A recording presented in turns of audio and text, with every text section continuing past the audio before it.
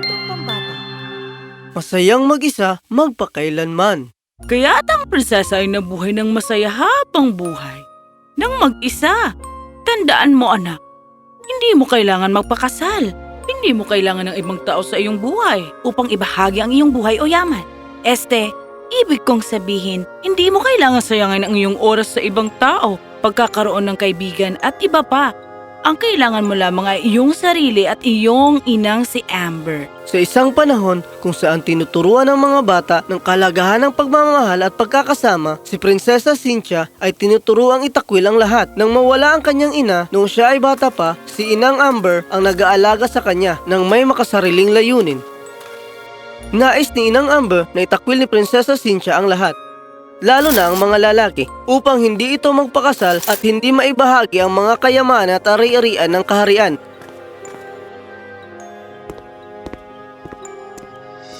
Nagplano si Inang Amber na si Prinsesa Cynthia ay hindi magtiwala sa sinuman. Alam mo, anak, ang mga lalaki ay palaging magdudulot lamang ng sakit sa'yo. Hindi mo naman gustong masaktan, di ba? Pero kaibigan ko si Andrew, hindi niya ako sasaktan. Oo, marahil hindi ngayon, pero gagawin niya iyon. Gusto lang niyang makuha ang iyong tiwala. Patawad po, Inang Amber. Ngunit hindi tama ang pag-imbak ng galit sa isipan ng bata. Gustuhin niyang magkaroon ng kasama o hindi, yun ay kanyang desisyon. Ang lakas ng loob mong turuan ako. Sa tingin mo ay hindi ko alam ang mabuti para kay Prinsesa Cynthia? Magdili ka na lang ng halaman. Nakakalungkot ngunit nang tagumpay si Inang Amber sa kanyang mga balak. Sa madaling panahon, napuno na ng galit si Prinsesa Cynthia laban sa lahat.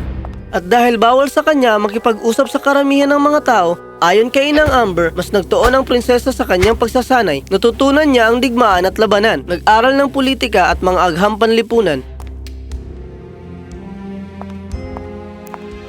Bilang resulta, lumaki si Prinsesa Cynthia at naging pinakamatindi at matalinong mandirigma at pinuno. Ngunit isang araw, dumating ang isang malungkot na balita. Ang hari ay may malubhang sakit.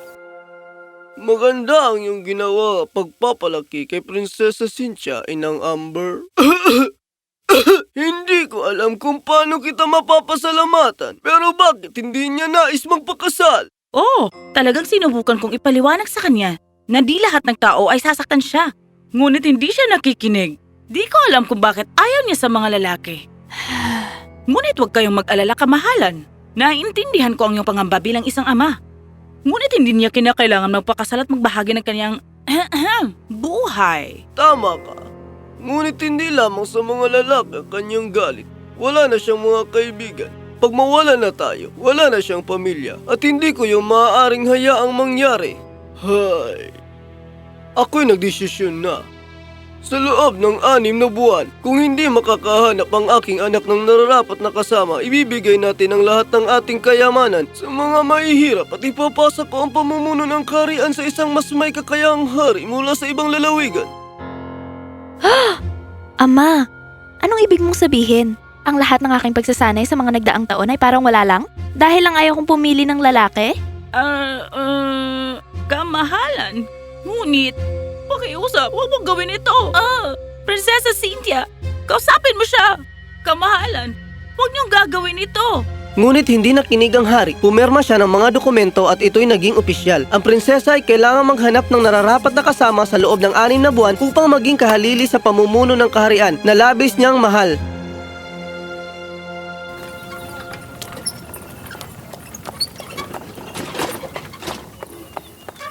Makinig kayong lahat! Si Prinsesa Cynthia ay naghahanap ng nararapat na kasama. Ang kanyang pipiliin ay magiging kanyang asawa at kapalit nito, siya ay magiging pinuno ng mga hilagang lalawigan ng kaharian. Kapalit? Anong ibig sabihin nila nun?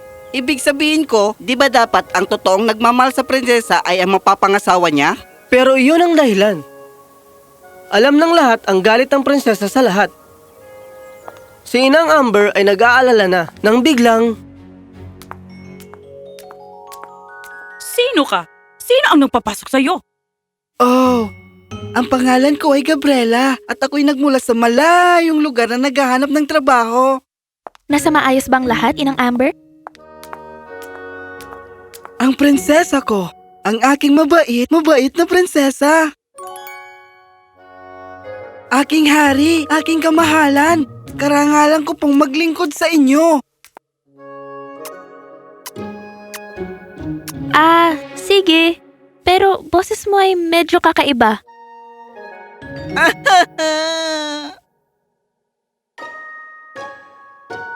Ano? Ano ang nasabi ko? Oh, ang kawawa kong kaluluwa. Lagi akong sumisigaw sa aking kapatid nung bata pa ako. Tingnan mo kung anong nangyari. Naging katawa-tawa ako sa pandinig ng prinsesa.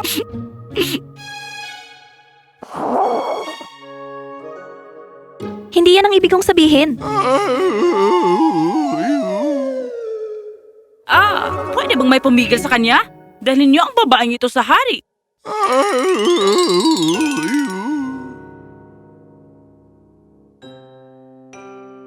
Kunin mo siya bilang iyong tagapayo. Ano? Di ko kailangan ng tulong. Gawin mo ito para sa akin, anak. Makakatulong ito para sa aking pangamba.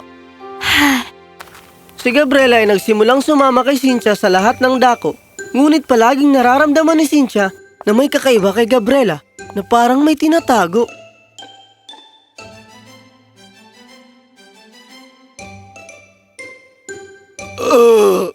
Oops!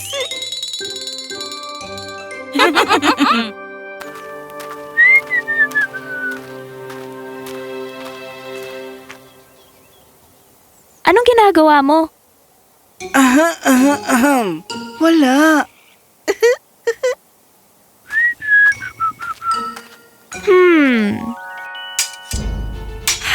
Haya! Anong tinitingnan mo? Labanan mo siya. Ako'y may gagawin. Wow, anong klaseng sundalo sila? Anong sinabi mo? Wala, prinsesa. Iniisip ko lang kung natutunan mo ba ang iyong mga kasanayan sa pagkikipaglaban sa mga baguhang ito.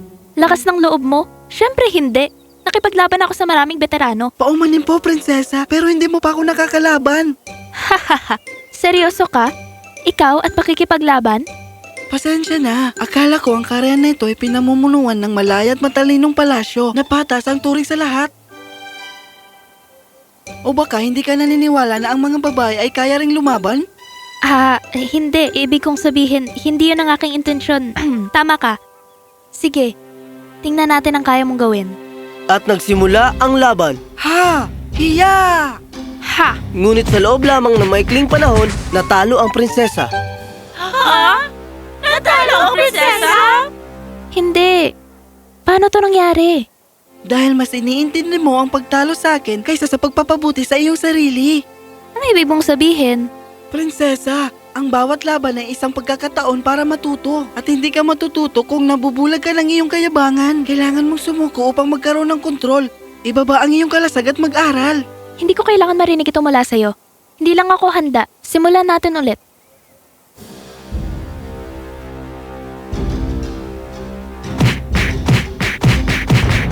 At muli, natalo ang prinsesa. Prinsesa, mas magaling ka kaysa sa akin. Pero kailangan mong bitawan ang iyong kayabangan. Sa pagkakataong ito, nakinig ang prinsesa. Tumigil siya sa pagkakaroon ng galit kay Gabriela at nakipaglaban na may mas mataas na tiwala sa kanyang sarili. At nanalo siya.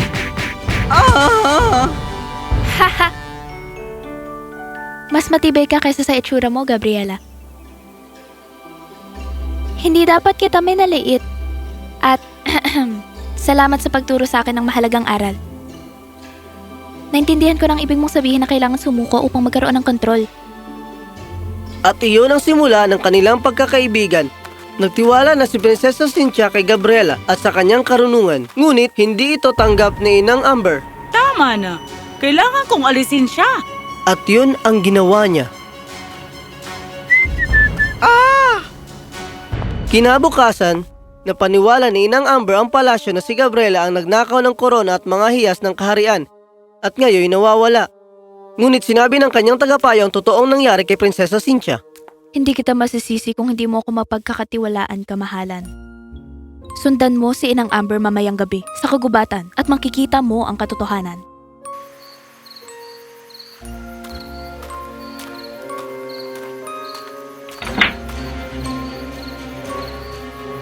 Ginawa ng prinsesa ang sinabi.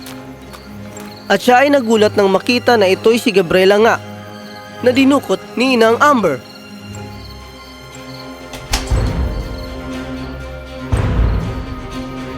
Ang lakas ng loob mo! Woohoo! Ang aking tagapagligtas! Prinsesa? Tingnan mo, nahuli ko ang mangnanakaw. Huwag kang magsinungaling. Ikaw ang kriminal dito, hindi si Gabriela. Hindi ko talaga gustong gawin ito, pero iniwan mo ako ng walang ibang pagpipilian. Ang mga tauhan ko na ang bahala sa'yo. Haya!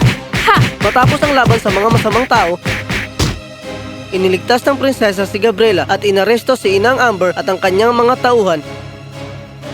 Ngunit nang siya ay bumaling, wala na si Gabriela.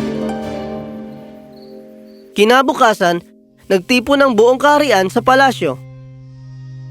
Inilayo ko si Prinsesa Cynthia sa lahat at aaminin ko na nagsinungaling ako sa kanya. Ngunit lahat ng iyon ay para protektahan siya. Tama na sa iyong mga kasinungalingan, Amber. Akala mo hindi ko alam ang tungkol sa iyong kasakiman sa kayamanan? Kaya tinawag ko si Gabriela dito upang mailantad ka. Ano? Oh, anak. Si Gabriela ay walang iba kundi ang iyong kaibigang si Andrew. Andrew? Ipinatapon siya ni Nang Amber nung kayo ay mga bata pa. Natagpuan ko siya ilang taon na ang nakakaraan at prinotektahan.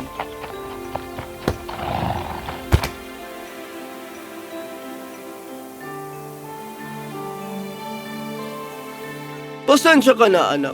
Ngunit hindi mo ako pinakinggan. Si Amber ang nagmanipula sa'yo. Hindi ako makapaniwala sa perwisyong dulot ng aking kayabangan sa aking minamahal. Pasensya na, Ama. Ipinadala ng hari si Inang Amber at ang kanyang mga tauhan sa kulungan. Niyakap niya ng mahigpit ang kanyang anak at pinasalamatan si Andrew sa kanyang tulong. Prinsesa, nirerespeto kita ng taos-puso at bagamat ginawa kong lahat upang tulungan ka. Wala akong katwiran sa naging asal ko. Sana'y mapatawad mo ako. Kung tuturuan mo ko paano sumipol. Ha ha ha ha. Sa isang kaharian ng paliko at paikot, ang ating prinsesa na nais na maging masayang mag-isa magpakailanman ay may kakaibang liko sa kanyang kwento. Natuklasan niya na may mas marami pang bahagi ang kwento kapag hinayaan mong basahin ng iba ang nasa pagitan ng iyong mga pahina. Mangyari na ang mag-isa ay maganda, pero ang may kapareha ay maaari ring maging kahanga-hanga.